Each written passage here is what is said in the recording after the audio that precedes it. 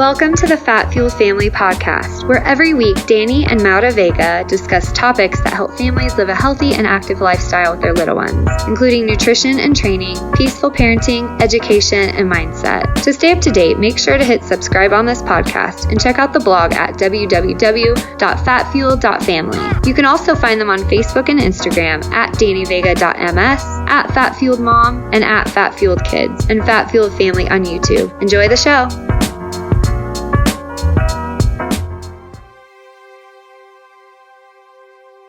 Hey guys, we want to take a minute to talk about a revolutionary idea that our friends shared with us in February that has completely changed our lives.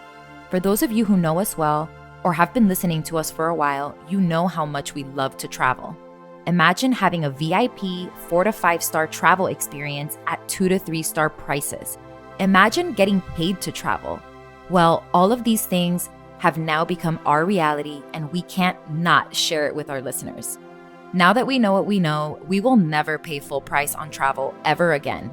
If you're interested in joining us and millions of other people who have been traveling the world and living their dreams, just email us at hello@fatfueled.family for more info. Welcome to the Fat Fueled Family Podcast. I'm your host, Danny Vega, and I am joined by my wife, who I just got back about a week ago. Who finally is out of I'm somewhat back. deep hole of depression that she was in for so long. And the interesting thing is that all it took was for things to open back up a little bit again. The gym was so the huge. Gym is crucial.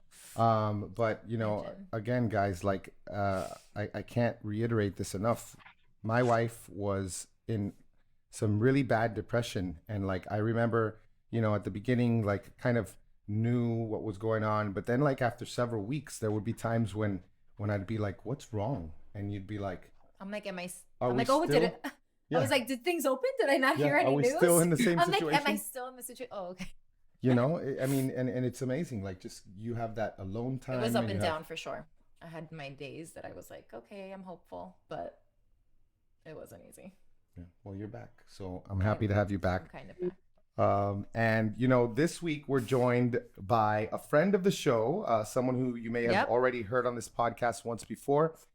She's joining us again today because we saw so many things that she was doing recently and wanted to give her an opportunity to share it with you all. But in case you didn't know, Hilary Boynton is a certified holistic health counselor with a Bachelor of Psychology from the University of Virginia and trained at the Institute for Integrative Nutrition. She's also the author of the best-selling Heal Your Gut Cookbook and the head of nutrition services at the Manzanita School in Topanga, California. After seeing the power of food as medicine with her own family, she passionately dove into the challenge of solving school lunches. After years of frustration, she decided it was time to roll up her sleeves and become the lunch lady herself. Returning her children's school to an ancestral way of eating has eliminated dietary confusion and changed lives on all fronts, from the children and staff eating the lunches to the farmers and purveyors raising, growing, and supplying the food, to the dedicated lunch leaders lovingly preparing the lunches. Her concept is so infused with love that one can't help but want in. She believes a grassroots effort and a bottom-up approach is where it's at. Hilary's most proud to see this infuse into the children's homes, where this way of eating now becomes the norm, and people are once again valuing time spent around the table with family, locally sourced foods, and great conversation. And we're just so happy to have you back. Welcome, Hilary. How you been? Thank you. I'm good. I'm so happy to be back with you guys. You guys make it so, it's just like having a conversation with good friends. I know. Well, honestly, I want to jump through the computer and give you a big old hug right now. Seriously. Oh my God. Hopefully we will at some point soon. I know. So nice. Seriously. I know. We've never met, but it's like one of those things where it's like when you find your tribe, I'm like, I know, I've known you forever. Well, I mean, totally. yeah, I mean, look, the way she talks about certain things, like she was talking about, we were talking off the air about something we'll go into detail, but like just, you know, yes, you can help locally in your community and you can provide things that people need, but like you take it to a whole other level when it's you create something out of love and you put intentions behind it, right. And like it's just even a deeper way to serve people. So like that's the type of stuff that we just love, and we just love to see you do it. You know, we just love to see you share it, especially now. Thank you. Yeah, it's really a privilege to. I was reflecting the other day, and just because I was in kind of like like this is like Groundhog Day. Are we ever going to get out of this? But then, sometimes I just go a little more silent because I can't force things. I can't like just show up and be like inauthentic or whatever. I need to really, things need to just come out of me. But I think I feel like it's such a privilege to be able to work in food and to empower people with taking control of their own health. And so I was sort of invigorated and listening to a few podcasts and just going still and thinking about how, blessed I really am. And now is the time, food doesn't ever disappear. It's something that everybody partakes in every day, hopefully anyway. And if we're lucky enough, right? Mm-hmm. And so it's really and now is this time that people like us are although it's super difficult, it's almost like we needed to be cracked open, or the world did, so that this light can shine through in a better way, right. Can be forged, but it's not without pain, right? So absolutely. The whole gratitude. With all the things going on, all the negativity around, like you talk about, I had an insight this morning because I was just so grateful all morning. And I realized that when you fill your heart with love and gratitude, there's just no room for hate. There's no room for ignorance. Like you can't fit it in, but it's only possible if you start with that gratitude and then you extend that love out. And then when you do that, again, you're just like, you number one, there's no room for hate. And number two, you don't have time for hate, which I think is something that people need to think about right now. Yeah. Well, and I think like also what's a bummer is like the messaging right now is so fear-based. It is. And instead, if we could just move into gratitude and hope and, instead of this uncertainty and fear, because we know that wreaks havoc on the microbiome and the psyche and everything. So it's really, like you said, it's just so important to be in gratitude. And when like talking to people like you guys, I realized too, like what's so comforting and so nice is that it's not out of like competition or ego or scarcity or lack. It's about we're better together. So let's give you the resources that I think will help you, and I'll share resources, and we'll just do this together, because that's what it's really going to take. Is this groundswell of like-minded individuals each showing up every day and being in that space of abundance, so that knowing that there's enough for everybody. And so I just think that's crucial. I think people are starting to learn that, like especially now with everything that's gone on, with the lockdown and with people being just more open-minded, like people realize that even from a business standpoint, like things like joint ventures and just working more with other people, even just promoting other people's stuff, like we said this, remember, like local businesses, going back to those businesses and tipping people crazy high tips, the servers and just pouring into those people, because we want them to succeed. We want them to do well. And honestly, like think about it. What does it hurt me, for example, with a server? If I spend an extra $2 or $3 on a tip and then everybody else does it, but it changes that person's life who just a month ago was struggling and probably picking which bills to pay. You know? Yeah. I know. And that kindness, those acts of kindness to show your appreciation, just small little acts go a long way. Yep. Yeah. Well, we always lead off with this question, and I know you've answered it before, but of course things change. So, what is right now the most critical problem that you are currently trying to solve? Oh, I know. I was like trying not to think ahead, because you were like going to tell me that that was coming. And I'm like, I have so many things that I want to know, right? It's like, how do we pick? So I think the most critical problem really is that we've heard connecting people to their food and their food resources, right? But I think it needs to go another level. Like it's one thing to have, a box delivered to your home, or to drop off meals at the school and have it be farm fresh or farm to table. But if you don't know the story behind your farmers, and you're not invested in that person and their, like that server, right? If you're not really invested in that, you're not able to give back or appreciate the significance of how you vote with your dollar, right? And so every little sign of support to our farmers is so critical right now. I mean, our food system is so broken, and I think it has to do with that disconnect. And we have access to more food than ever before, but it's you know, I was listening to a podcast or a TED Talk by Hugh Fearnley-Whittingstall, who's a British chef, was River Cottage, that I've been, you know, watching. He was one of my original inspirations to get into cooking and stuff. And he said that we've traded efficiency for nutrition and flavor. And I was like, it's so true, right? True. Like we don't really, and nutrient density, like we're just not aware of it anymore. It's like, just, you know, how can I eat to sustain quick.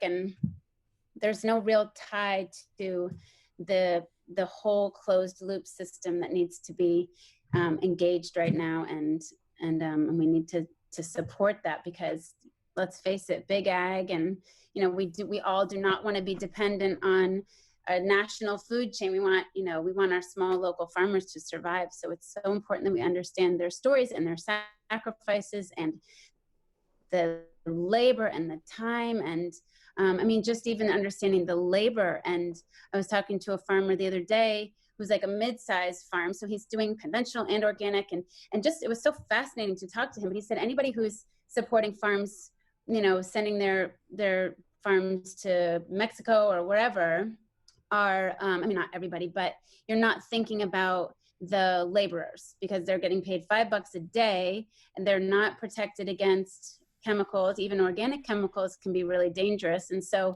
it just, there's just so many components that go into it. So I think because it's something that we're all partaking in every single day, 3 times a day, technically, then we need to know more of what it's all about, you know, get back to the true roots of it. Disconnect.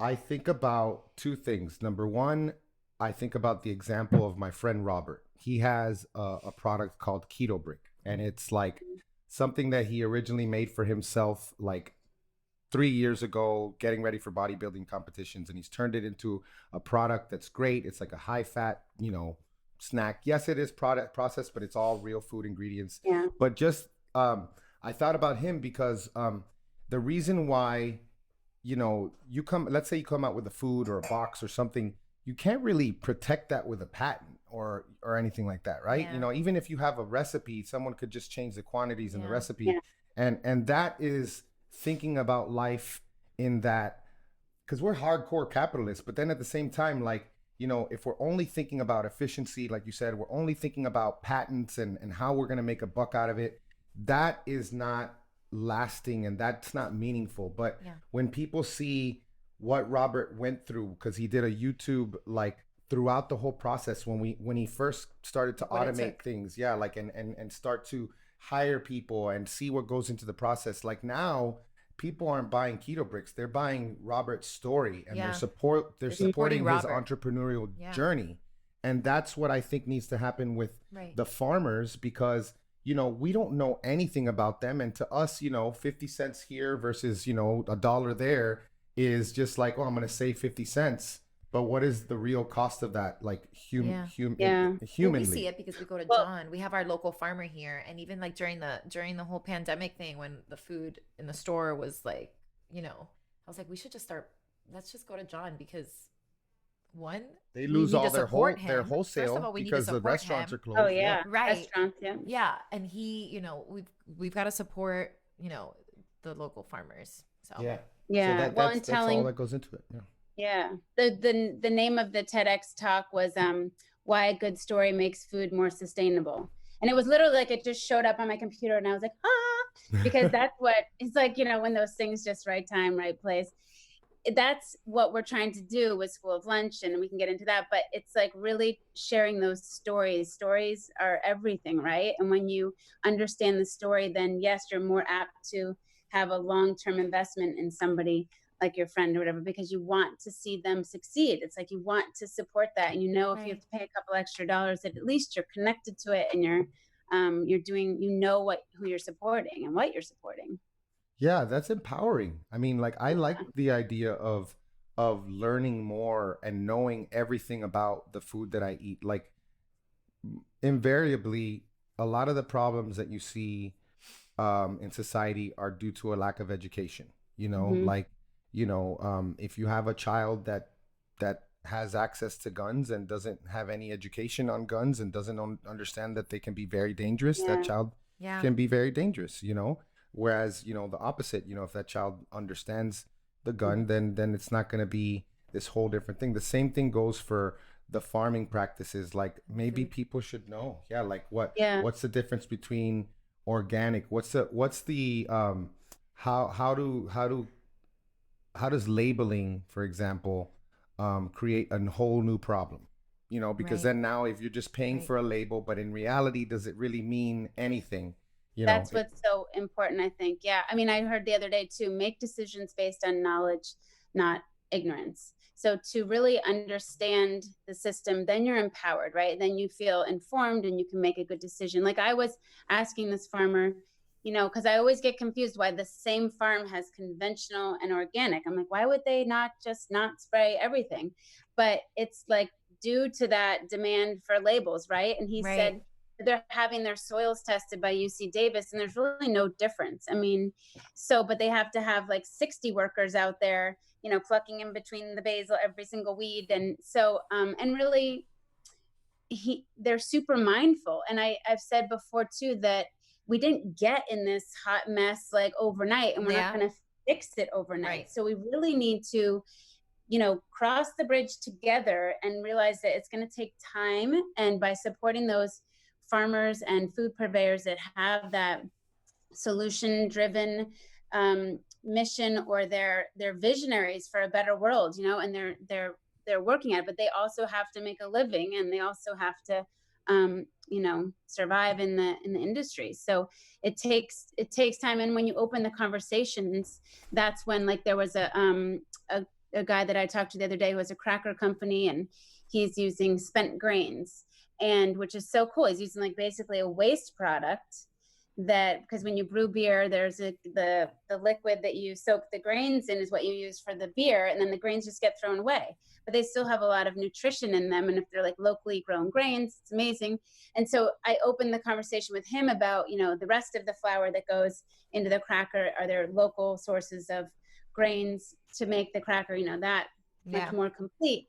And so sure enough, like a week later, he's tied in with a local milling company and trying to really close the loop and stuff. So it's when you open the conversations with an open heart and try and boost, the level of knowledge around everything and connecting people, that's when magic happens, right? So and the true. Shift that we all want to see. So true. And there's so many things too that we think we know, or like that we think we know about labeling that that we really don't, and we don't know why. Like, what was it? Because we went to Millersburg, Ohio, and we visited the Amish farm. Oh, raw. And what was it that you were asking him? Something about oh no, wasn't it about the antibiotics? Like, oh yeah, so like he was talking about, we can't say that we're antibiotic free for his cows because they were Jersey cows. They're Jersey cows. And they were Jersey dairy cows. I think that's Jersey cows are they're for dairy. Mm-hmm. And I'm here on the farm looking at the cows, and really the only reason why right now at the moment while I'm there that the cows are indoors is because it's raining outside and the cows came inside. Most of the time they're out on the field, and we started to talk about all of these different things. So we learned about that. One example that you're talking about is, look, I am not going to do what most farms do that are like these factory operations that are giving antibiotics like prophylactically because they're all on top of each other, and it's like chances are they're going to get sick, so we're going to just give them all antibiotics. This is like, if I have a cow that has an infection, like mastitis, which is usually what it is, I need to give that cow antibiotics and quarantine it so that it doesn't spread to the rest of the cows, period. But these are like little things that on the surface, such a little on the surface it doesn't mean what we think it means always. Right. So to like, penalize somebody because you think and that was the same when I had the conversation with Nyman Ranch. I sat down for like 2 hours, which is like, are you guys all organic? And they're like, well, no. And, you know, that was my mindset, was like, well, if it's not all organic, but he said, like, if they were to have to go all organic, and it takes time, as we know, and transition their farmers, they'd probably lose 20% of them. They'd go under, we'd lose the farms forever. So it's about that.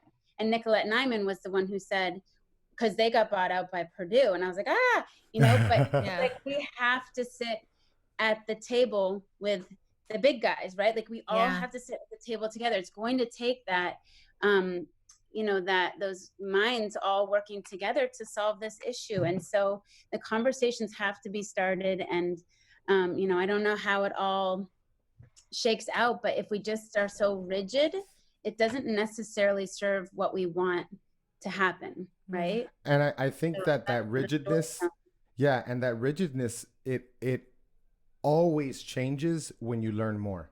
Right. Totally. Because you're like, at the beginning, you're like, I'm only paleo, or I'm only organic, or I'm only this. And then you're like, wait a second. And you start to learn a little bit more. And you're like, what about this reason? What about that reason? What about cold climates where these cows, they're going to have to get supplemented something. Right. So let's talk about what their feed is now. Right. Okay. You're going to have to give them feed. What is it? You know, right. if it's like a processed grain or soy or whatever it is, that's different than if you're giving them, you know, some, what do they call that? I mean, I guess it's like hay and alfalfa, like all these other things that are natural, but I mean, these cows, they need something to hold them over in the winter. Yeah. And these are just things that people just don't silage. There you go. Thank you.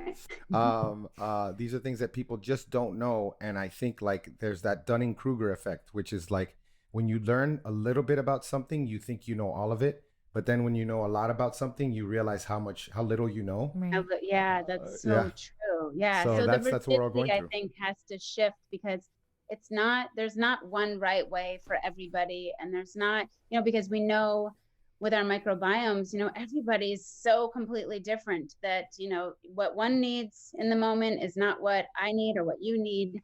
And I've learned that through healing my family, but the rigidity and like the fear that's happening now, but especially in the food industry, I think with all the different diets and the confusion and the you know, what's the word I'm looking for? The dogma.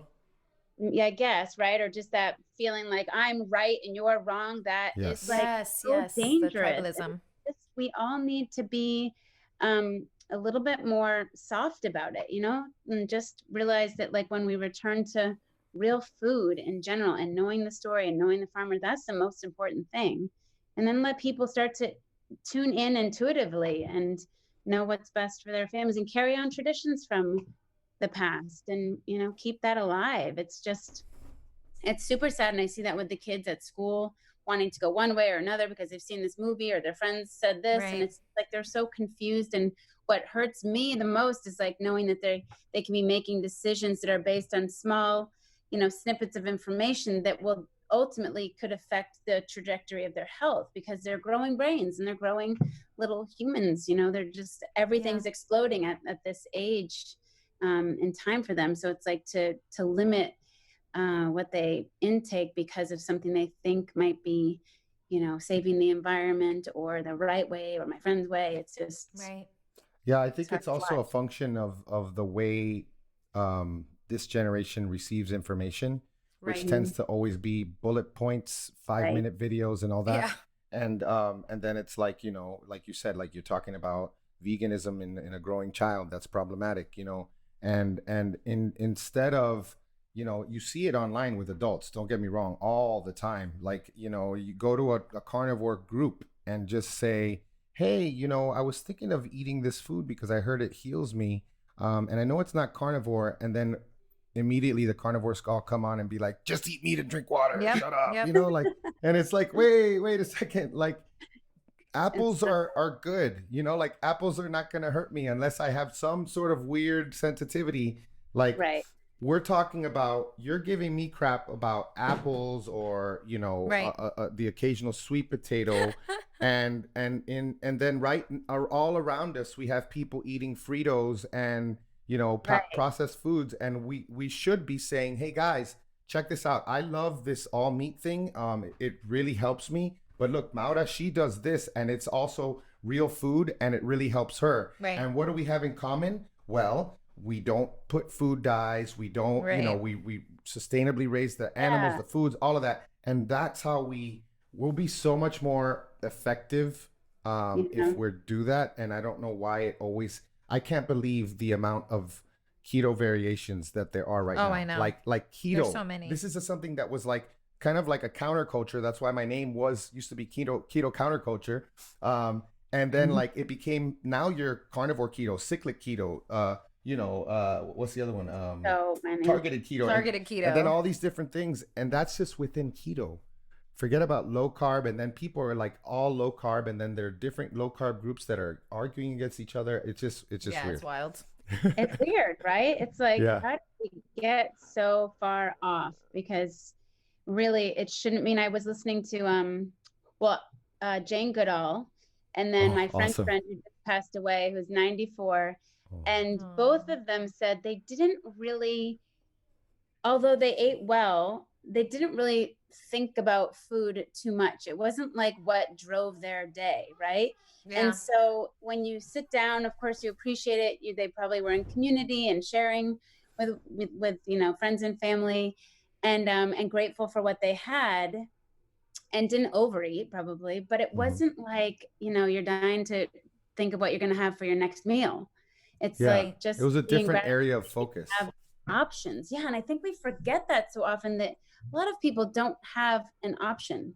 So for us to say, this is the right way to eat, when some people don't have access to meat, right? Or right. Like, well, what are they supposed to do? Like, it's a privilege to have a choice, So true.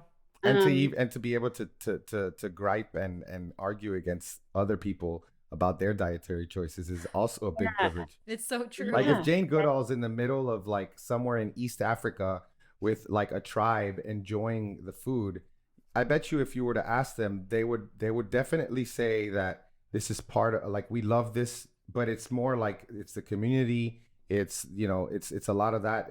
Whereas, what we see now today, like in here, for example, would be like, it's really like food science creating addicts, and it's like, it's more of a like, gotta get my fix, it's a different, whole different way of even just the way we market it too. Like we market it as like an event. It's like a treat, pleasure, like flavor explosion. And then it has all these ties to emotions too, Or just eating to, and like Sandeep from Pure Indian Foods Ghee said to me a couple years ago that, the children used to be a part of the family food system. They had jobs that were to sustain the family, it was like, and my kids even were guilty of them being like, can we get this? Can we get that? It's just like, it's so accessible. And I'm like, God, you guys are so lucky, like it just, the whole mindset is of privilege in many ways. And so we did go, when we did that bread donation give back, my kids were packing bags for people in need. And I literally got in the car right after and just said, can you imagine if that was your bag of groceries for the week? Yeah. And they really all kind of sat there like, like that's something to think about. So I mean, veggies that have been sitting out in the sun, and iceberg lettuce, and you get 2 oranges and 1, or 2 carrots and 1 potato. It's like, it's really, you really appreciate things so much more. Yeah. So I feel like, I'm not even going to ask this next question, because I want to just get into the details, because the next question is like, what's going on with Hilary? And like, we have specific questions on all of these things. So I'd rather just skip to the next one. And I want to talk about, now, correct me if I'm wrong, but at the moment, I believe this is only for people living in California. But tell us all about the School of Lunchbox, or the Soul Box. Or how do you say soul, or you just always say School of Lunch? Soul Box. Yeah, kind of. So we went through a whole rebranding. So it's not going to be Live Yum Yum for much longer. It'll be School of Lunch. I love it. And so we've been working to develop our platform where it will be a place where people could get trained, like lunch leaders could be trained online. So, because we know not everybody can come to a brick and mortar training academy, and really about connecting community and creating classes and content, and just like a nice platform for people to land. And then when this whole coronavirus thing happened, and the shelter in place, whatnot, we were approached by a company up in the Pacific Northwest. We're part of a social entrepreneurship accelerator group called Common, which is global. Awesome. And we've been working with them for 2 or 3 years, I think maybe even 3 or 4 actually. But they were both members. So this Acme Farms and Kitchens up in the Pacific Northwest has been doing sort of like a more conscious Blue Apron type thing, but for the past 9 years with meal plan delivery service. And she approached us about piloting it in LA. And we thought, you know, like right now our farmers need so much help. They're having to pivot and do boxes themselves, which is just not really sustainable. You know, they're used to going to several markets and having to just show up there and distribute everything, but to be packing boxes is just, it's really challenging for them. So so we thought about it, and then her goal really is to have you know, this collaborative across the country where there are these co-ops. So we'll be the LA pilot, but hope there's already one in Brooklyn. And as we all, you know, these like-minded co-ops are, you know, thrown out across the country or established across the country, then there's also an opportunity for School of Lunch for me as a social media presence to be able to teach people and to infuse the more visual side of how to incorporate these meals. So it's a meal plan delivery box where we're creating minimal waste, so giving you exactly what you need. A lot of the things show up, you know, with like, you know, little packages for every little ingredient, and you end up throwing so much away, or there's too much food and then you're not able to use it all. So this is very calculated to eliminate food waste, because that's a huge problem as well in this country. Like I heard somewhere that it's like basically every time you go to the grocery store, if you dropped a bag of groceries in the parking lot, that's how much waste. Like if every person dropped one bag, that's how much food we waste. Sure. So it's crazy.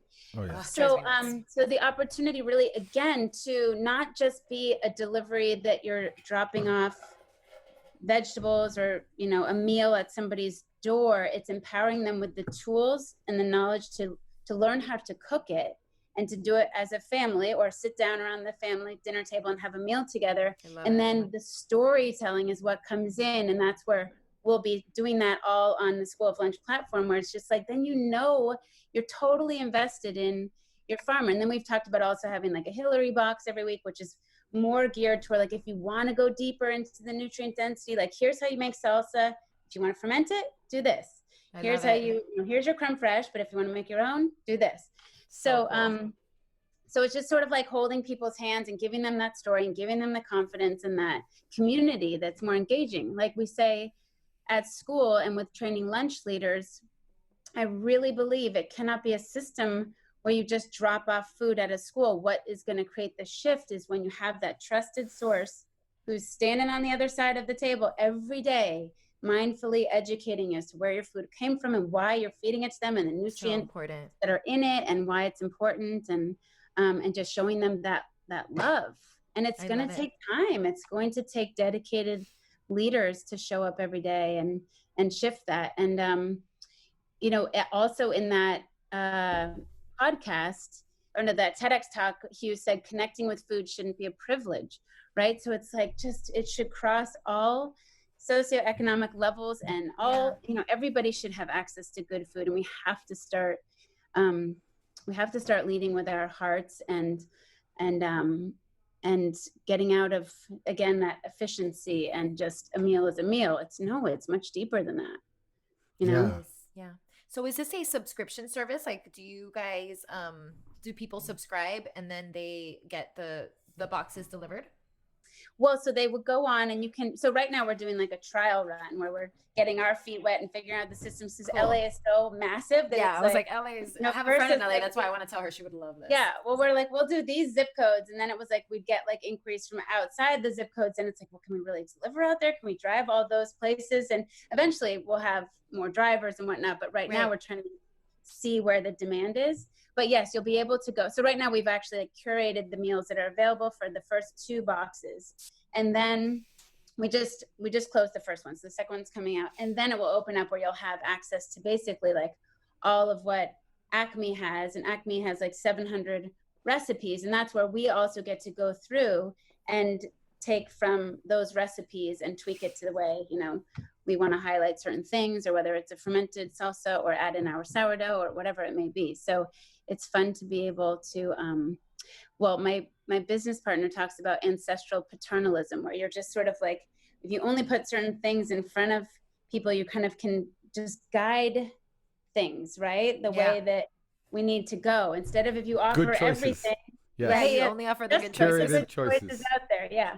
So it's just kind of nudging, right? Yeah. That's what we do with our kids. With food all would the you time. like this or salmon, this? All acceptable salmon, choices. steak, or ground beef, because we're gonna cook them all. We're gonna give and you know, when you have access to the junky choices, like, I mean, I bought ice cream the other day, and I was just like, ugh, like never again. And even I bought, and it's gone in like 2 seconds. Well, and that was like literally World War III in my house over like a quarter of a cup that was left, and it was like there's 4 of them here, and I was just like, I hate it. This is ridiculous. Like, you just see how sugar creates madness. Yes. And it happened too. I actually bought like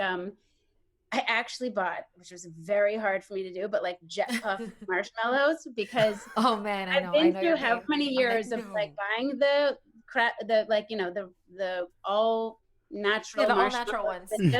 And my kids were doing a virtual camp out at school. And they melt. I've made my own. They melt like into the fire, so you can't really. Anyway, I was just like at that point where I was like, Hilary, just let this one go. Like, please. I know. It's gonna be okay. They're going to live. Like, and then that again, it created like, by the time it got down to the bottom, I was like, please let these things be out of the house. And then it was just like, again, like a whole battle. It's like the Hunger Games. I'm never buying that again. I know. So, but now they'll have the memories of at least. Exactly.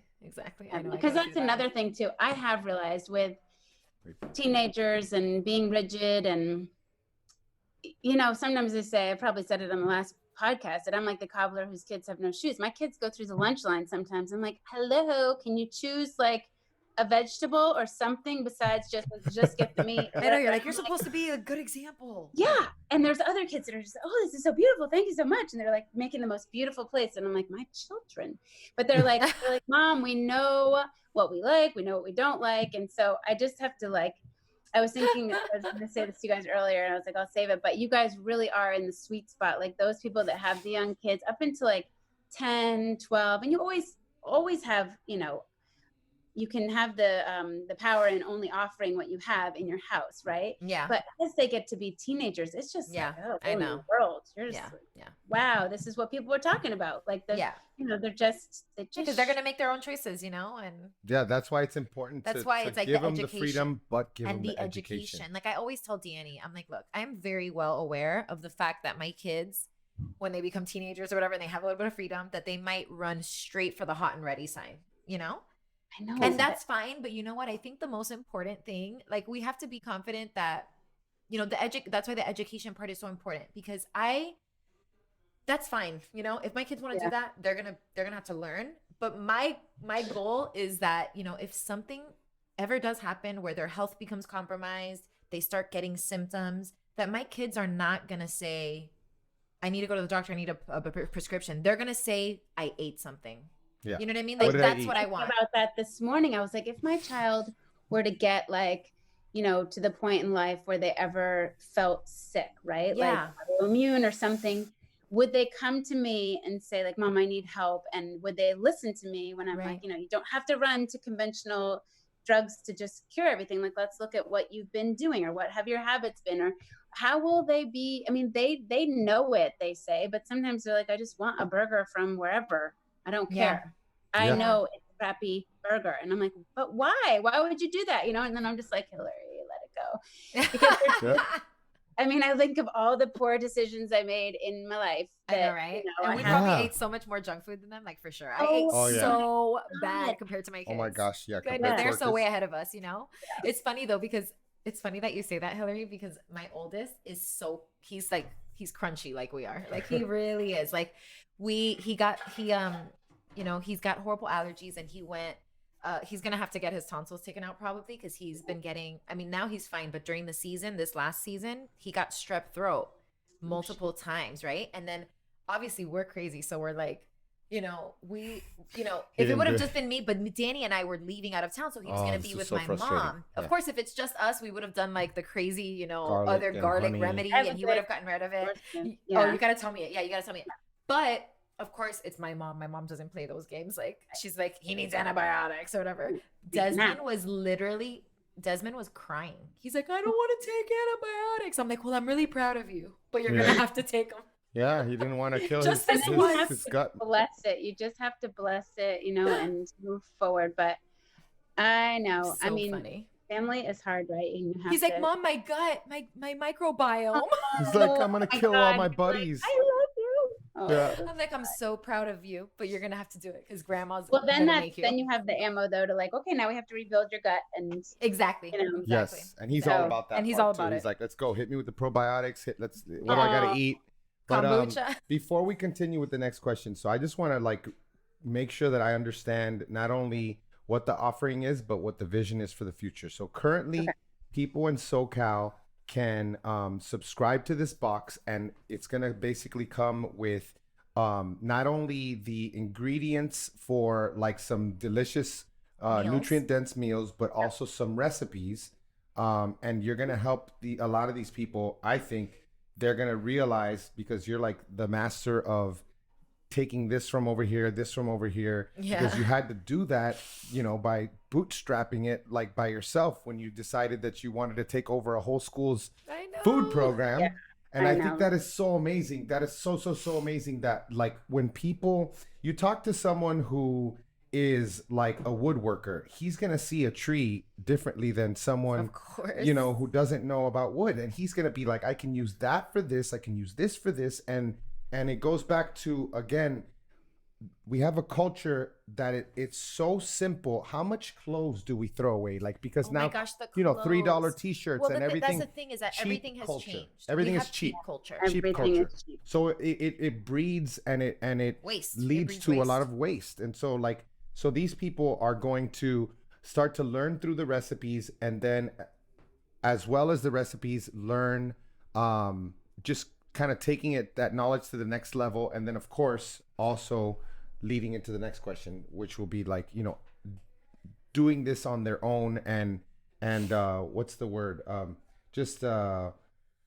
Scaling it. So more people are doing it and on the same page. And then all those people, regardless of if they're in Ohio or they're in SoCal or NorCal or New York, eventually it's going to get to a point where they will have a place like to educate themselves, and you'll be teaching them, going deeper. Does that explain it well? And it doesn't have to be, you don't have to subscribe. You can order 1 week and then not order again for 5 weeks. You can order, as much as you will be able to fill your box with whatever you want. You can spend $500, you can spend $50.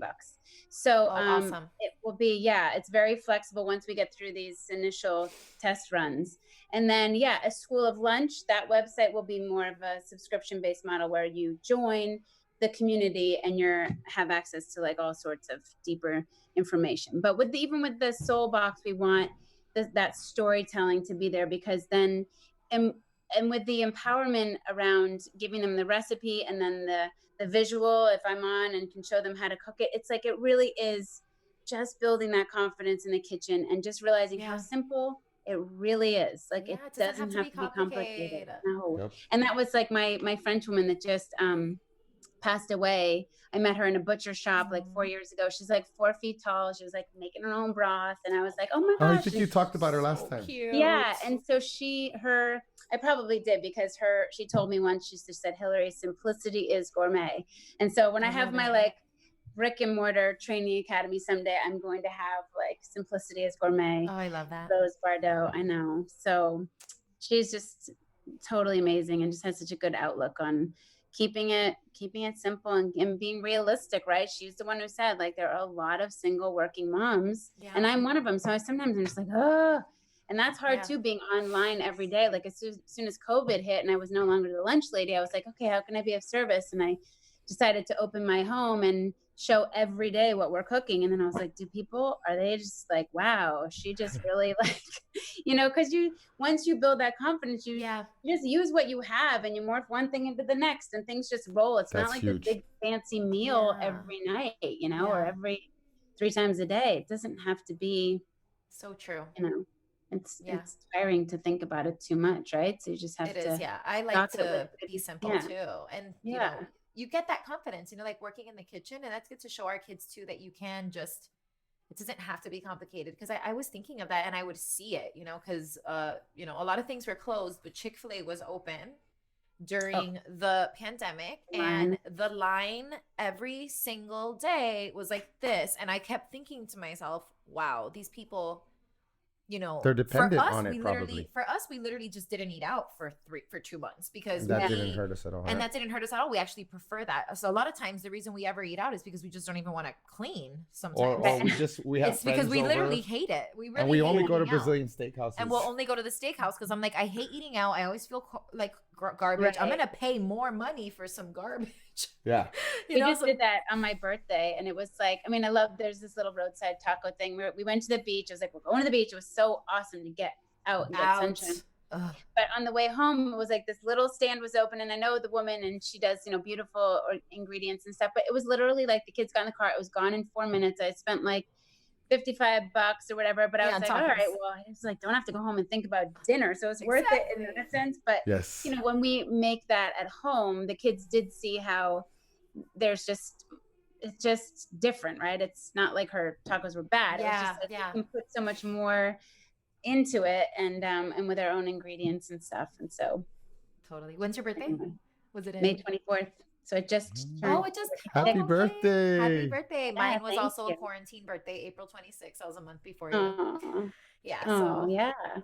Well, but it's interesting turning, 46. I just you start to see, and when you've been in this industry for a while, I look back at where I started and when my kids were young, and then I watch videos of when they were 6, 7, 8, 9, 10, or 10 was when the triplets were 10 when we moved out here. And I'm like, oh my gosh, people say so cliche, it goes so fast, but no, it does. It really does. And then you think about the mark that you want to make, and then your legacy that you want to leave, or whatever it is. And it just, you can't, somebody sent me today, I should look it up, but it was really don't try and see the whole picture, because it's too overwhelming, right? Yes. To know, you're never going to know. If I could have imagined how my life was going to unfold over the last however many years, I never would have predicted. Same. Right? So my gosh. In am I going to be here in 2 years? Am I going to be doing this? Am I going to be, find a boyfriend? Whatever, it's just, we can't live like that, because then your mind is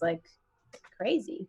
Yep. And it teaches you to be present, because that's when a lot of things lately, it's all been about if you're open and you're in that space, and it comes from just practice, really. You look over and you're like, hey, look at you.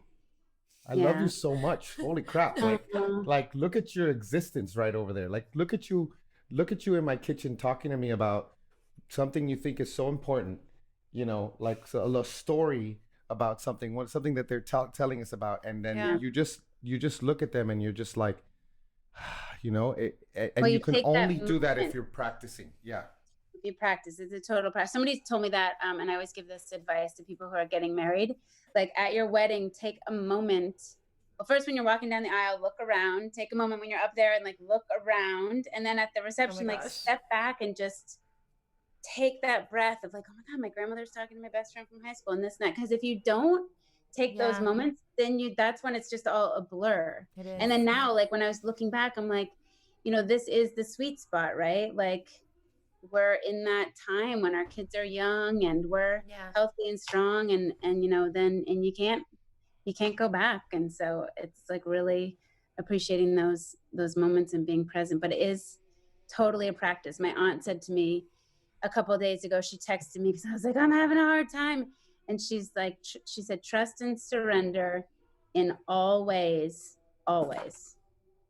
Wow. Trust and surrender in all ways. I love that. Because we really have no control over much, right?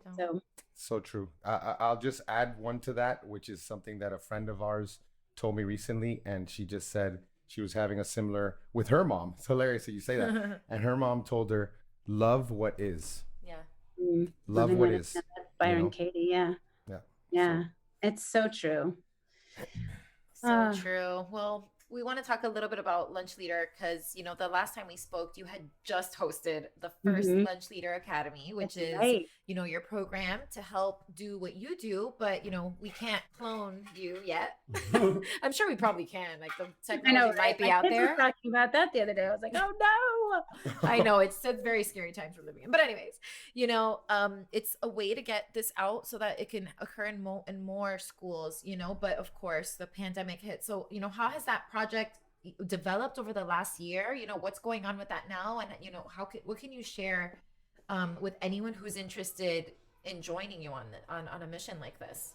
Yeah. So we had another one booked for August, end of July, beginning of August. So it's kind of on hold at the moment. But that's where we want to have, when we have School of Lunch up and running too, we'll have more of an online platform where people can get trained there. But we love the idea of the brick and mortar because there's something to be said about getting out of your, you know, regular daily schedule and being immersed in nature. I think connecting people to nature is one of my biggest hopes in this project, is that I think when we realize we are part of nature and that we're no different than anything in nature is when kind of that light bulb goes off, and that, like, you know, you wouldn't feed your dog like gasoline, or you wouldn't pour gasoline on a tree. I think I probably said that last time, but like, so why do we treat ourselves so poorly, right?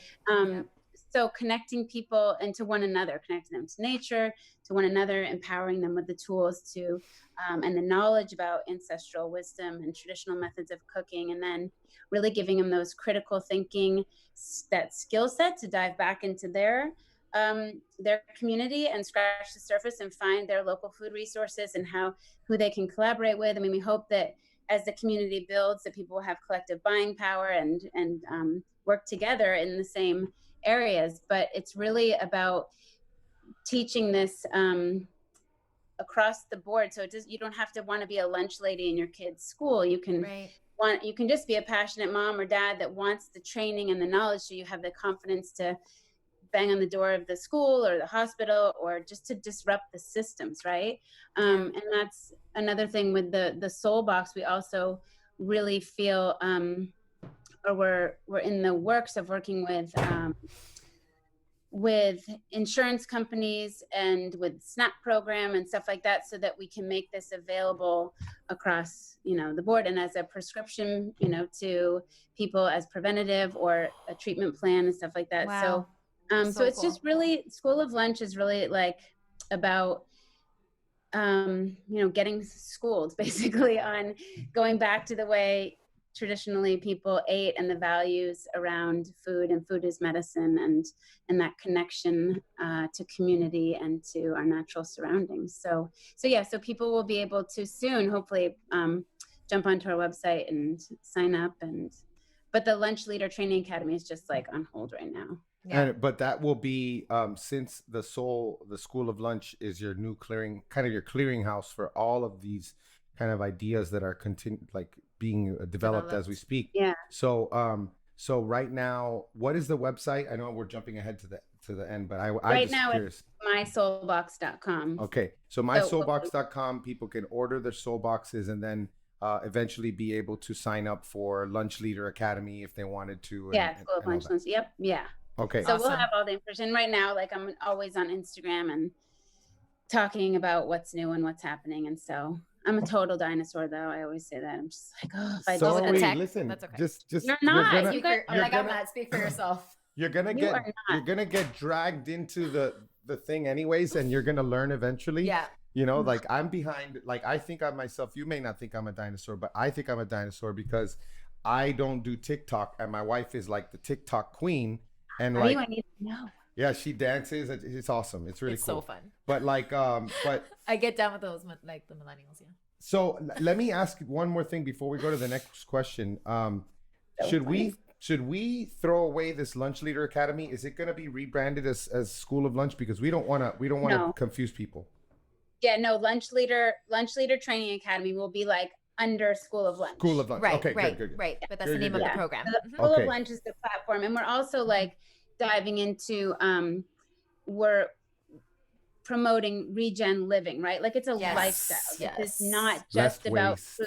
This is about everything. Sleep and sunshine and mindfulness and, you know, low waist, all these things that are so important that people, this rigidity we were talking about, people think it's just all about food. It's really not. And It's not. I mean, I was thinking the other day how, we were talking about how fear wreaks havoc on your microbiome, if people or your gut. And if you think about, like, when you think about food, something that's delicious, you start to salivate and you have a physical response to that, right? Or like you see somebody that you love, you have a physical response, right? So why is it any different with, what was I saying?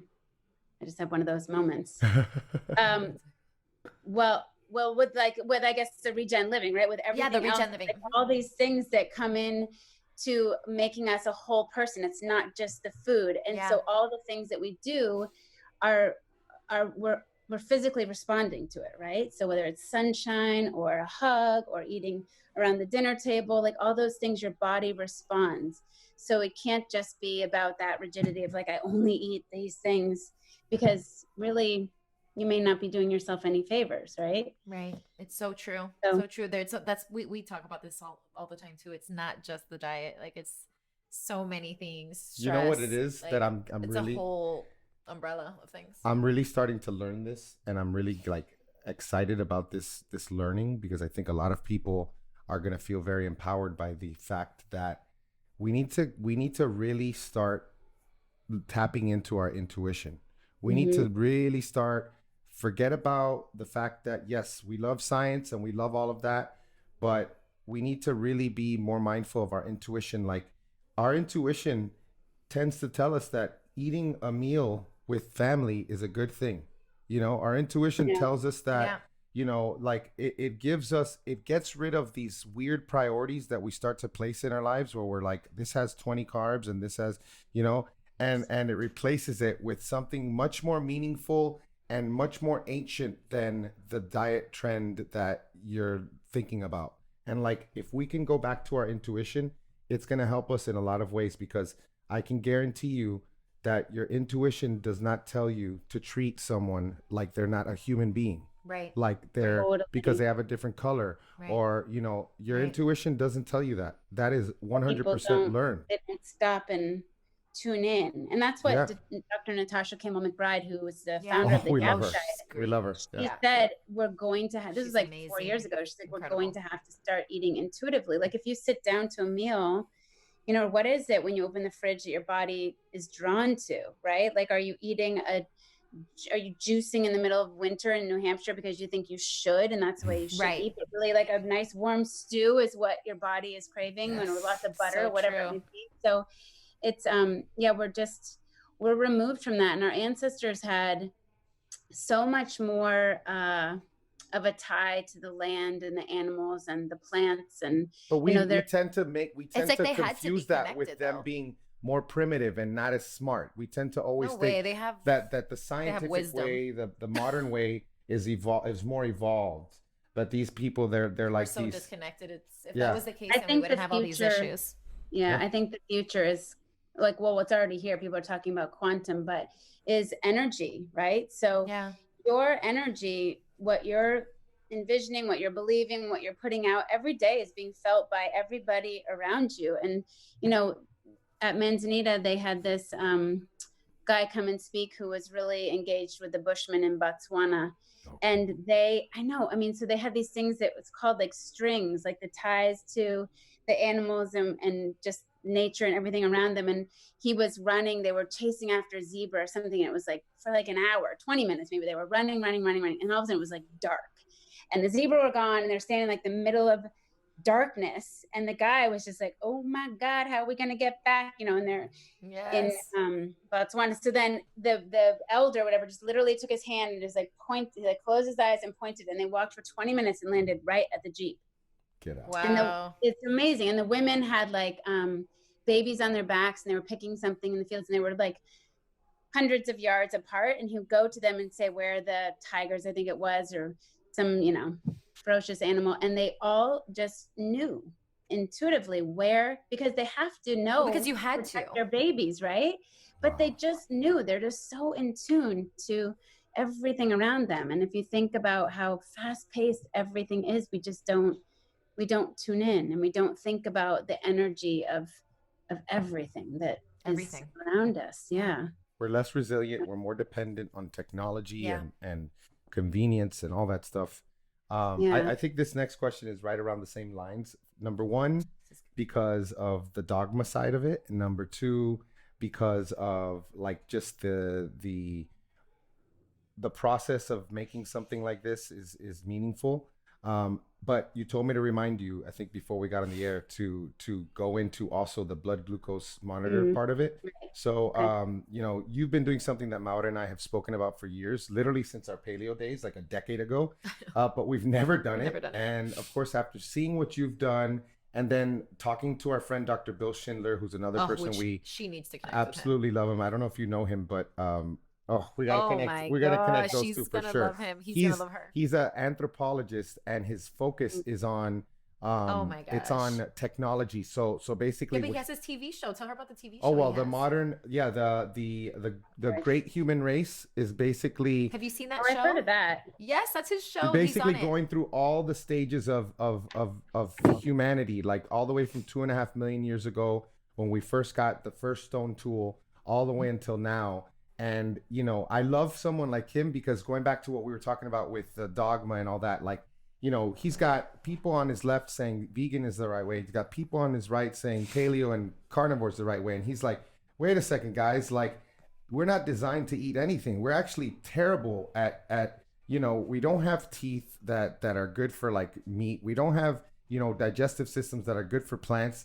What makes us different is the fact that we've learned how to process foods outside of our bodies through different ways of preparing things. And that's why amazing. We love, you know, he's always doing sourdough bread. So we definitely want to try our hand at a traditionally prepared sourdough bread. We know that wheat, as we see it today, is generally not healthy. You know, we talk about that all the time, but tell us about like your experience, you know, with reintroducing something like a fermented grain, you know, after healing your gut, and, you know, what have been the benefits of that, like in every area, like we're talking about, not just your health, but just in every area. Oh gosh. Well, yeah, just the freedom or the liberation of not having to be so restrictive is so nice. And so after we did the GAPS diet, I said, you know, we were on it strict for 2 years, and I was terrified of any grain, any legume, anything. I was just like, I don't want to even touch a drop of anything or a crumb of anything. But then I was like, after a while, like, okay, well, if I'm going to ever have bread again, or my kids, because I think they were asking about it, I was like, I'm going to learn how to make traditional sourdough.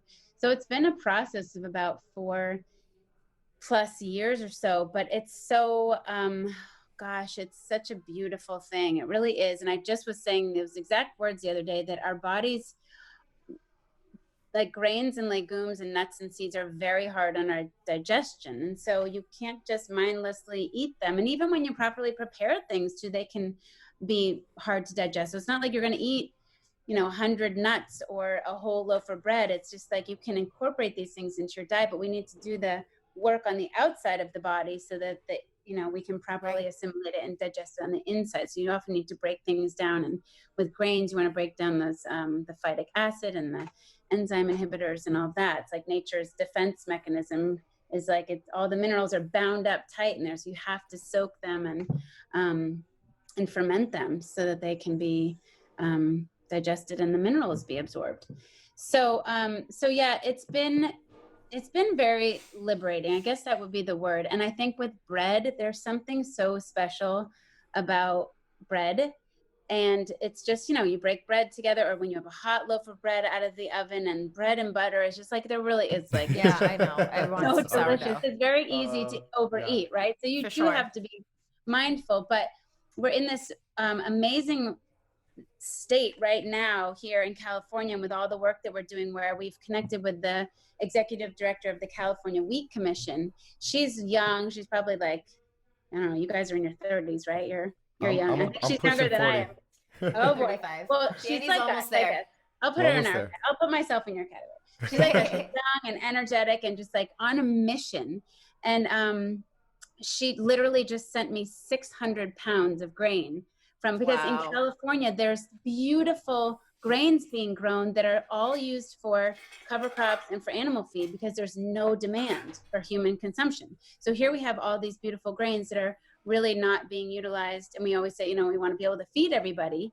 Yeah. And here's the way that people could be fed and then taught how to make traditional sourdough bread would be ideal, right? But even just going to whole grains is so much better than highly processed, refined white flour. So I've always made 100% whole grain, locally grown, freshly milled sourdough. But the problem is, so there's no demand, and then there's not enough milling companies because there's not enough demand. So the exciting thing is that while we're creating this knowledge and this larger pool of people that truly get it, it's like maybe this next generation of kids will be like, wow, like maybe I want to be a grain farmer, maybe I want to start a milling company. Like the milling company here in Pasadena, California has this huge, beautiful wooden mill, and she's got all these locally, it's called grist and toll, locally grown grains. And then like you think of this cracker company like Brewers Crackers, like there's cool young people doing innovative things with it. And so it's really, it's kind of a beautiful thing. Then we're also teamed up with we're working right now, it kind of got put on hold because of COVID, but the Center for Eco Literacy and getting 100% whole grain, California grain sourdough into the public school system. So so it's teaching all of those different districts in California how to do a true sourdough bread with the kids, maybe even growing their own grain and milling it and then making proper sourdough, which is so cool. So I think so cool. COVID has actually escalated this whole sourdough thing and people baking and getting back in their kitchens. But I do want to be clear that I think most people cut their breads with a white flour, which I don't really believe that has much of any place in the human, diet. I just think it's really hard on people's systems. But, also you don't have to be so rigid, like you can't have a crumb of white flour or you're going to die. It's like, again, like let's all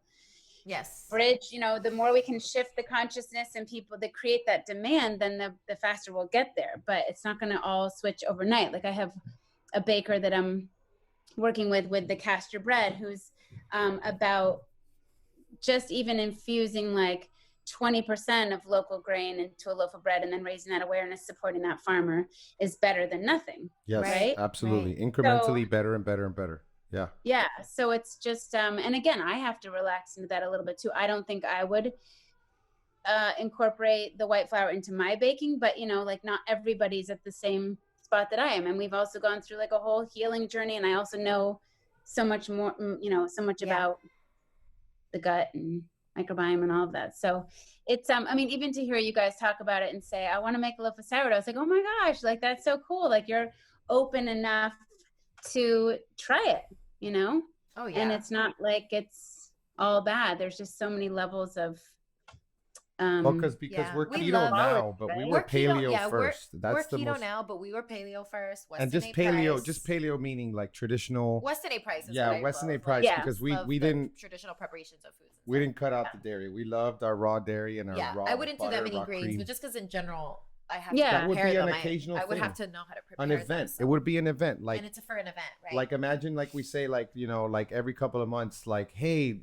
come to our house, like a few friends, and let's all do this together, you know. And it's like it's more of like an event in general. It's not just like we're not going to be churning out loaves of bread. It's just not and the thing is, it is a process, right? It takes like 48 hours, so it's not like it's just a quick throw this together. You have to, and that's why I think a lot of people, when paleo kind of took hold, it's like, I remember Mark Sisson talking about soaking beans and stuff, and it's not that beans were all bad. It's just like he didn't want to deal with like the time put into it, So a lot of people, it's just easier not to incorporate things, and some people really truly can't have grains. Like if you're celiac, you should not go there. Yeah.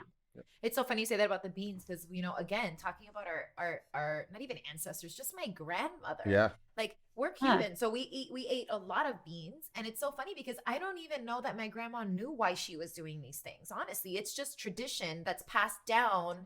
She would always, like, she used to laugh if my mom would buy a can of beans. It was like so offensive to my grandmother. She was like, "How dare you buy that?"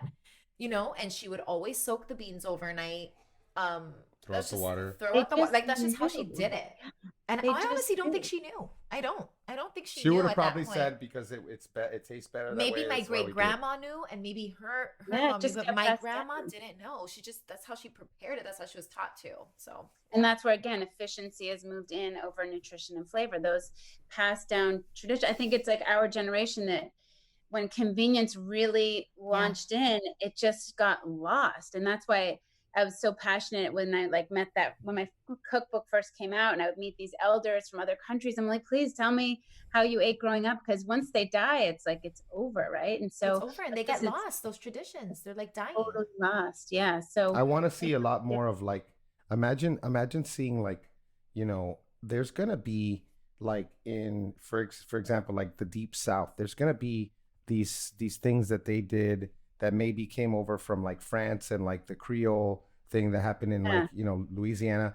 I would love to see more of like, okay, they do this in Cuba, they do this over here, they do this, like, so we get to see, like, now that we do have access to the whole world, let's share this stuff. Let's put this stuff on a website. Storytelling too. That's where that was my original idea when I first moved to California, was to start storytelling around all the elders and highlighting these traditional methods of cooking. So it's super important. And for you guys to tap into your heritage and, to eat what was traditionally prepared by your grandparents and great grandparents would be so fun, right?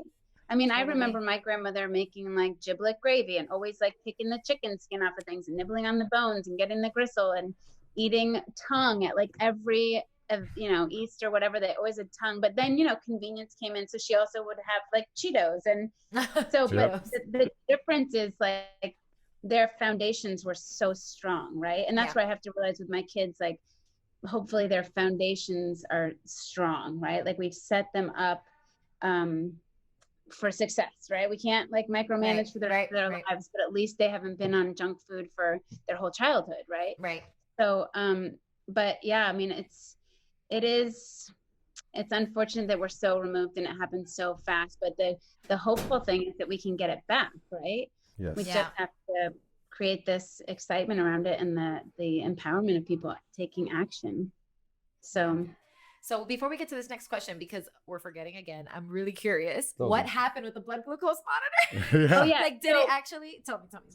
So even, it's so fast. So the blood glucose monitor is a continuous blood glucose monitor that goes like, in the back of your arm or your like love handle area. And it's just like literally the size of a piece of hair that goes inside of you, and it takes your blood glucose levels every 5 minutes. So it connects to your phone, so you can get your readings like pretty like a continuous monitor. Like, okay. Yep. So we literally did a citizen science project where we had a grant to do, actually Justin from Clovis Culture, he and his dad really were sponsored us completely, and we're so into all this, which we're so grateful for. But we had it on parents, we had it on teachers, we had it on kids, and we had it on chefs. That's so cool. It was really an empowerment tool, right? It's meant for usually people with diabetes, but this was just about gaining that knowledge about how food directly affects your blood glucose level. So most people are just like in and out of like spikes all day long and feeling crappy and not knowing why. But when all of a sudden you're like, oh, I ate that and now my, I just skyrocketed and then I crashed, and you can make that correlation. And especially as a chef, if you see your, what you're feeding kids is all processed carbohydrates, and then you're eating it yourself and watching your blood glucose monitor, you're going to have an accountability as to how you're feeding, either your kids at home or kids at school. But the thing that was fascinating with the sourdough is that I can eat sourdough bread, so can Chuck, my partner, and we don't spike. That's so crazy. So, but That's again, amazing. It's not That's like crazy. we're eating a loaf of bread, but it's like part of a meal, and it's totally fine. Wow. So it's That's when so it's incorporated and it's properly prepared. It's just the highly refined processed foods that are just so dangerous. And we had a lunch leader come from Chicago, and so when I last spoke with you, she then she's a principal at a school in Chicago that's in a really in kind of not dangerous, what am I trying to say, low income neighborhood, and there's like 95% of the kids are on free and reduced foods or free and reduced meals. And so she would send all this whole year pictures of and it's breakfast and lunch, and it's just completely processed. Oh. It's just sugar. It's basically just sugar. And so you think of these kids, and then she was really, what she was working towards, and unfortunately then COVID hit, but was to say no to government subsidies and privatize the lunch program, and then get their community around raising the funds to be able to privatize it. And so, and then the people in charge to say yes to that, right? To like tap into their hearts and say, like, we know that this is going to be more expensive, but like, we cannot say yes any longer to what's happening. Like every day we're feeding them, we're putting them one day closer to, a chronic illness. Yes. Every day. So unacceptable. 100%. And then we're asking them to focus, which is like, how can you focus? It's not fair. It's not fair. It's literally like every bad ingredient you can imagine is in it. And these kids, we're giving them all these carbs, no activity. Like after all those carbs, you got to go like run or something. But it's like also dyes. The dyes kill me. Vegetable oils, rancid vegetable oils, seed oils. I think the vegetable oils are one of my biggest passions, is to create the awareness around that. And even that's why we don't eat out. That's like the biggest reason why we don't eat out. Fancy restaurants that we love, it's like the compromise is there. It's always the oil. Yeah, there's a restaurant in like Louisiana or somewhere. It's called For His. Oh shoot, I just looked up. It's like For His Temple Foods or something. But they are like using lard and tallow and butter, and they're a restaurant. I'm like, they're doing it. Like it can be done. It's just we have to create that value, and where people realize that, only the prices will only come down when we create that. Do it. And it doesn't take that long. It going back to what we were talking about earlier, like when we first got on with these smaller operations that need our help at the beginning until they are able to scale and get those like minimum order quantities higher when they're able to get more of that raw material of whatever it is and then prepare the meals. Like if we just spend a little bit more now, in the long run, they will be able to bring the prices down. Yeah. So we just got to be mindful of that. It's not about shaming or, all or nothing. I think it's about recognizing those innovators and the visionaries and the people that have. Do you guys know Charles Eisenstein? No. Oh God, you got to listen to him. And he wrote the book, The More Beautiful World Our Hearts Know Is Possible. And he wrote A Coronation, and now he's got another writing out. I haven't listened to or read it yet, but he's amazing. It's just like I keep saying, we want to create the more beautiful world our hearts know is possible, right? And it's just like it's a perfect title, because it's only when we all come together that shift will happen. Absolutely. So one last question before we and we could be here talking all day, but when it comes to the fermented foods, I'm sure a lot of parents would like to know this, but like, how do you incorporate it into mealtime? What are some ways that you get your kids to, eat these things? Yeah, I know. Just curious, like ideas, Yeah, I mean, my kids aren't like, Mom, hand me the sauerkraut. My daughter will. She's like, I will. Me too. She's like, give me that. Yeah, she's just like, I actually like this. And I made like a liver pate the other day, and I was like, just try it. And she was like, oh, it's really actually so good. So she's like an anomaly. My boys are like, But the way I think fermented salsa is like the number one way to get it into. Yes, I saw that recently. It's so good. Go into and that. then so good, so easy. They all love it. And then even I'll take like a kimchi or a cortito and chop it up. Like sometimes I think it's the texture of it's just too many stringy, the stringy things that are like, but if you chop it up really finely, and then I'll sprinkle it on top of like homemade nachos, or sprinkle it like in a quesadilla, or even on like, what else do we do with ferments? You can put pickles in a grilled cheese, fermented pickles. You can put it on burgers. You can always put like your pickle juice from fermented pickles, not the shelf stable, whatever. But you can always put, or sauerkraut juice in your homemade salad dressing. So that's a good one, because my kids are actually liking salads lately, so I might be able to get away with that one.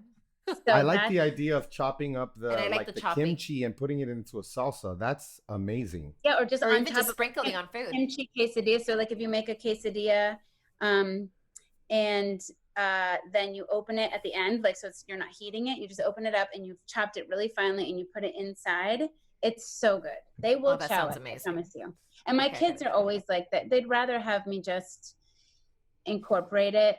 And so they don't have to, like, even with organ meat, really just put it in the, like, don't tell me the meat sauce. Like, yeah, I don't want to eat like a liver plain. My daughter, again, she'll eat beef liver. Like, it's just that's depends Desmond. on That's our oldest. He's an anomaly as well. He's been eating, I mean, since he was a baby. I mean, that's just how. Yeah, and if you start them young, they acquire a taste.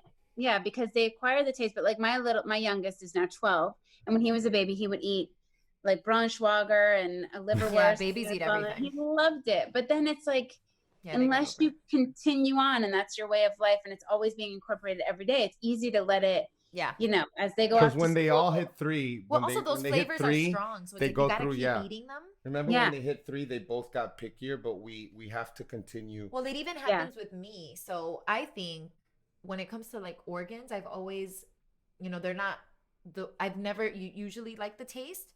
But the more that I would eat it, when Danny would put it in organ meat burgers, the more I would actually crave the taste. I think that's just our bodies probably telling us, like, I need more of that. Give me the good stuff. I need that, right? Yeah. I think the more we eat it, the more our body asks us for it, for sure. The pate recipe, the chicken liver pate in my cookbook, I swear, it's so easy. It's like 5 minutes. I need to do that. And it's so good with like carrot sticks, with whatever. It's really just yummy. We love pates. I always tell people like that is, because I always talk about nose to tail and how important it is. And you may not be able to do liver, like beef liver right now, but you can do a good duck, goose, chicken liver, chicken liver, pork. I think it's best with chicken liver. Like, I don't know about a beef liver. Chicken liver is really nice and mild for a pate. I've only seen a beef liver pate once. Yeah, we saw it, chicken. but it's all usually chicken or duck or goose or also pork. I've seen pork pate. Yeah, like the terrines and stuff. Well, I always say, like, we honor the animal by using the whole animal. Right. And some people are like, again, all or nothing. Like, I'm not going to eat any animals. And it's like, well, there's such a difference in animals, right? And the quality and the treatment of them and everything. And then when you do eat an animal, you really honor it by not just eating the chicken breast or or the filet mignon. Like, you really have to learn to, and that's the other thing we want to do with School of Lunch too, is like, in the Lunch Leader Training Academy, we took them to Belcampo Butcher Shop and took apart. We love Belcampo.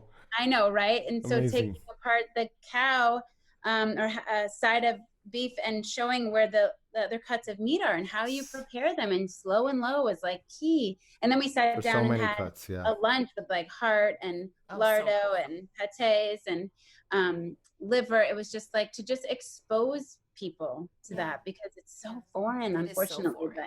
But we don't even know where the cuts come from. Like, you literally go to the store, you pick up your steaks that there's like 5,000 of them on a little rack. People don't know where it is. You choose your different steak. You don't even know where that came from, what cut. Like, we're so disconnected. And that's what I'm saying. Yeah, the storytelling. Like, I went to US Wellness Meats, another website. Great company. They were going to come visit us at school, and it ended up getting canceled. But they have a great video on their website, and like the head of school was just like, wow, like, I think when you see it and you see that it's like passed on from generations, and the integrity and the, multi-paddock grazing, and it makes sense. But even at a nature-based school, people can be connected to nature. I mean, it's like me, I was super connected to food, but not really nature connected.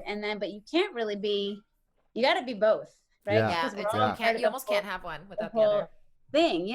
So, but you can be totally into nature but not connected to your food, but again, it goes back to that deeper knowledge, because it's not just, we're all riding here on the surface of like, and blowing with the wind, with what's right and what's wrong. I mean, one of my business partners says, and he worked in television production, and he's just like, oh my God, the amount of times that people that he works with, so they're together for like 18 hours a day, like for months. And, they'd be like, oh, I'm going to go keto. And he'd be like, okay, I'm just going to just make note of that and see how long that lasts. Everybody is like just switching, and it's not sustainable. And that's what I love about the way that we're teaching, is we don't eliminate anything, but we encourage intuitive eating, and then proper preparation of everything, and enjoyment around food and community. It should be pleasurable. I totally agree. I love food. Yeah, I love it. No, I really do. It's so good. And my like, if you were to put if you were to hear me say that 10 years ago, maybe 15 years ago, and say I love food, maybe that would have looked like, you know, like a burger with fries and a hot fudge sundae for dessert, chocolate chip cookies with a good glass of milk. And now it's like, you know, like a spread, you know, like a big old, you know, just a bunch of different types of meats and different types of, fermented vegetables. Stuff. I love the fermented everything. Yeah, and gotta bring on the mushrooms, lots of different fungi. Lots of mushrooms, yeah. And something dessert for sure.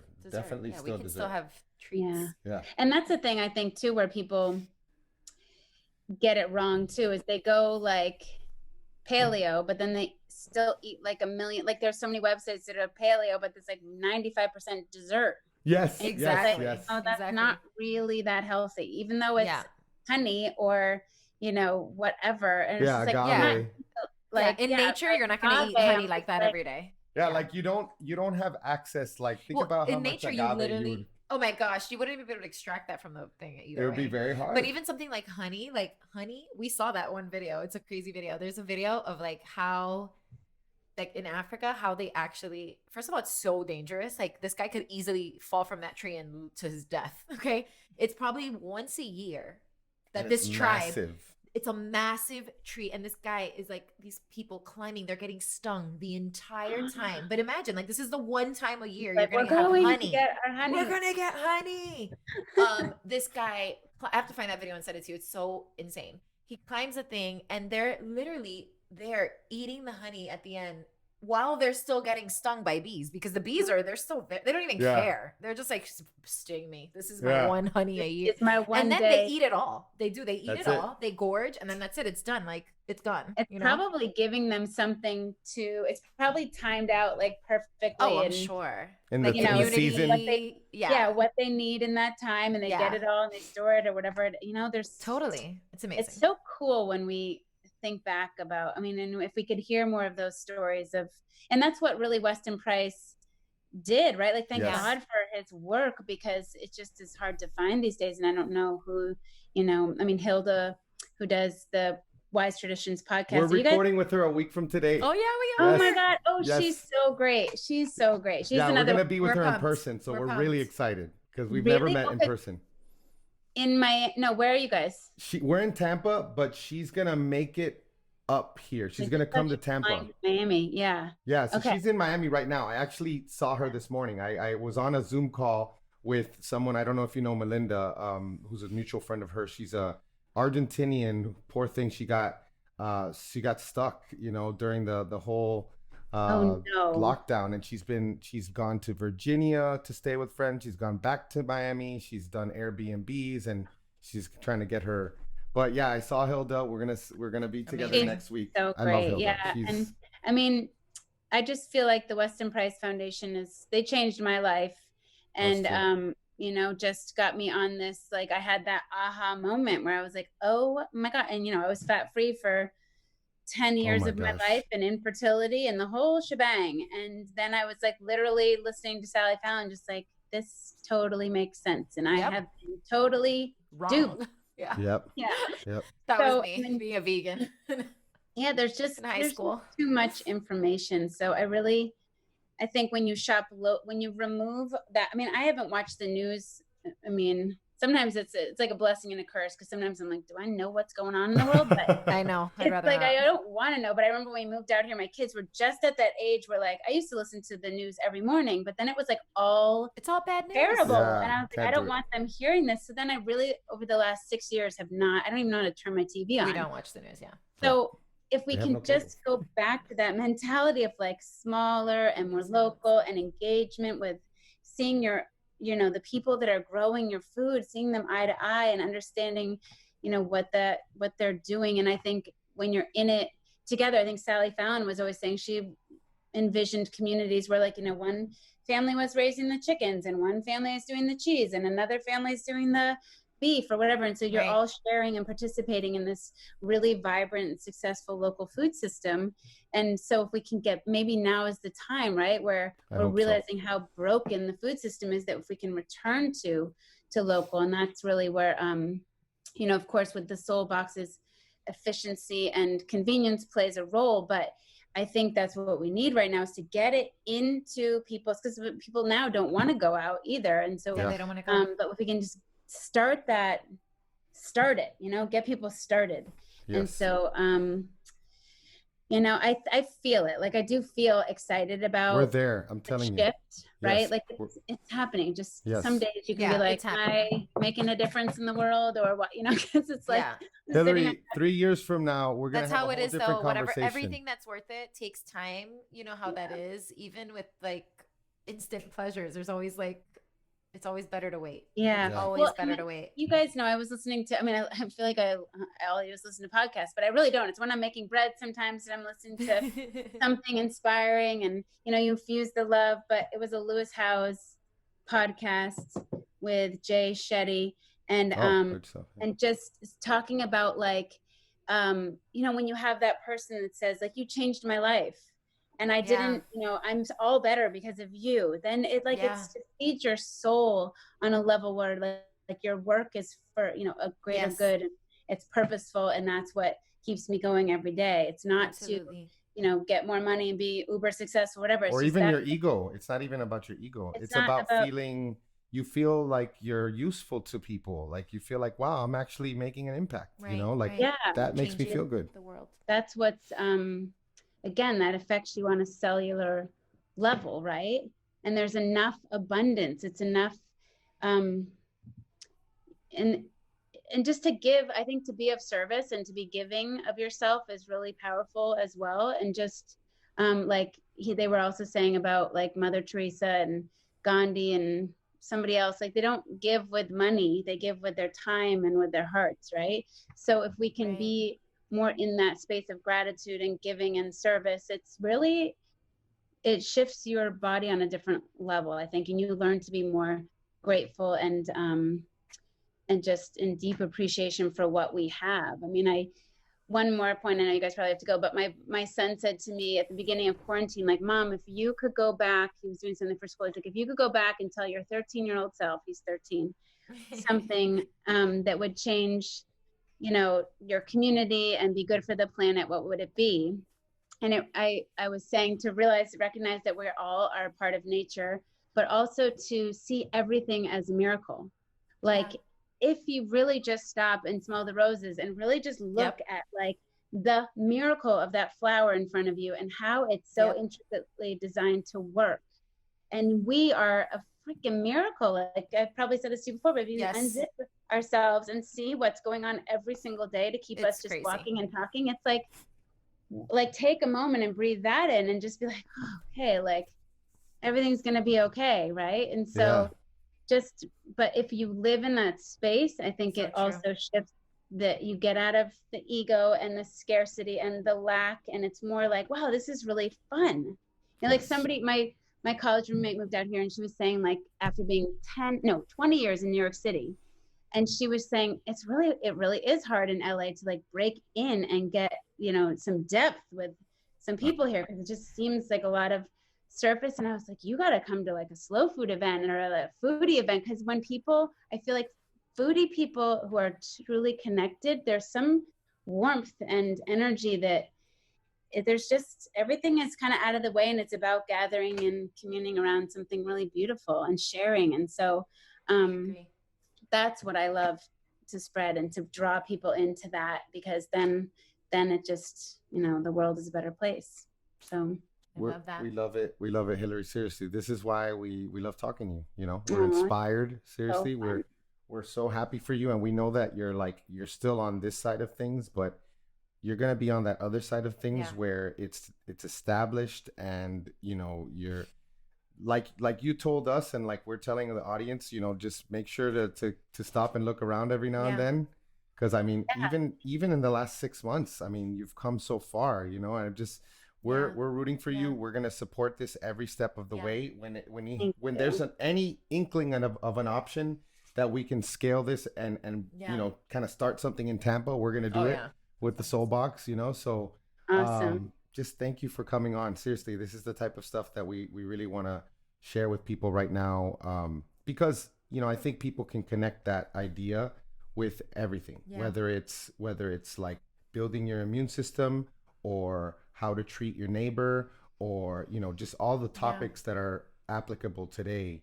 You just having that gratitude, kind of following your intuition, realizing like your intuition is going to tell you a lot, and you can't do that if you're stuck to the TV watching every single, you know, news article, reading news articles, and you know, if you're looking at that, the algorithms are meant to continuously feed that to you all day, Right. you know. So let's kind of disconnect from that, and let's get off the hamster wheel, and let's live life like, well, and we want people to feel good, right? Like, I think people don't know what it feels like to feel good anymore. And so when you know, when you feel bad, how grumpy you are, or like when your gut is off, it's just like ruins your whole day. It does. And so you imagine how many people, we have 54% of our children with a chronic illness, like today.